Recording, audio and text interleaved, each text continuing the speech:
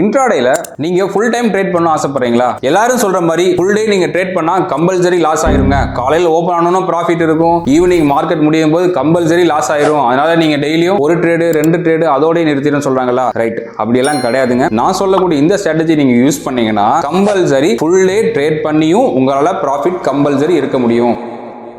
Market open ஆன உடனே எனக்காக தான் மார்க்கெட் ஓபன் ஆயிருக்கு அப்படின்ட்டு அவசரப்பட்டு நீங்க எந்த ட்ரேடும் எக்ஸிக்யூட் பண்ணக்கூடாது. மார்க்கெட் ஓபன் ஆன உடனே ஒரு 15 மினிட்ஸ் நீங்க விடணும். அதாவது 9:15 ஓபன் ஆன உடனே 9:30 வரைக்கும் நீங்க வெயிட் பண்ணணும். உடனே எந்த ஆர்டரும் எக்ஸிக்யூட் பண்ணாதீங்க. 9:30க்கு மேல மார்க்கெட்டோட டைரக்ஷன் எப்படி இருக்குன்னு தெரிஞ்சுக்க முடியும். ஏன்னு கேட்டீங்கன்னா நாங்க இதுக்கு பிடிஎஸ் ஸ்ட்ராட்டஜி நாங்க சொல்லியிருக்கோம், அதை வச்சு நீங்க கண்டுபிடிக்க முடியும். வித்தவுட் ஸ்ட்ராட்டஜி எதுவுமே தெரியாதுங்க எனக்கு, வெறும் பிளைன் சார்ட்ல ட்ரேட் பண்ணணும் அப்படின்னு ஆசைப்படுறீங்களா? இப்போ நான் வந்து எக்ஸாம்பிள் ஒரு பேங்க் நிஃப்டியோட சேர்ந்து சொல்றேன், அப்பதான் உங்களுக்கு வந்துட்டு எக்ஸாம்பிளோட சொல்லும்போது ரொம்ப ஈஸியா புரியும். பேங்க் நிஃப்டியோட கால் ஆப்ஷன் சார்ட்டும் வச்சுக்கோங்க, புட் ஆப்ஷன் சார்ட்டும் வச்சுக்கோங்க. ஒரு ஸ்கிரீன்ல 2 சார்ட்டும் பார்க்கணும். ஏன் தெரியுங்கன்னா மார்க்கெட் வந்து ஏறதையும் தெரிஞ்சுக்கணும், இறங்க